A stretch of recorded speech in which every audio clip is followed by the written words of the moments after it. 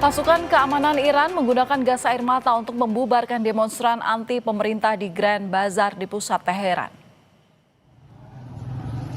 Asap tebal gas air mata mengepul untuk menghalau demonstran. Departemen Intelijen Iran mengeluarkan pernyataan telah bekerja sama dengan sejumlah pihak untuk melanjutkan operasi di Teheran dan menangkap sekelompok orang yang diduga mengorganisir kegiatan selama kerusuhan.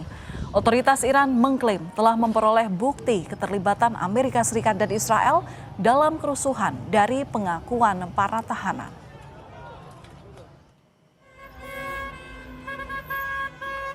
Sementara itu, Menteri Luar Negeri Republik Indonesia Sugiono mengungkap komunikasi dengan WNI di Iran masih mengalami kesulitan di tengah situasi yang terus memanas. Pemerintah mengimbau seluruh WNI di Iran untuk tetap waspada dan menghindari lokasi rawan sambil menyiapkan langkah antisipasi termasuk evakuasi jika diperlukan. Komunikasi agak sulit ke Iran, kebanyakan warga negara Indonesia di Iran itu adalah pelajar yang terkonsentrasi di Qom dan Isfahan.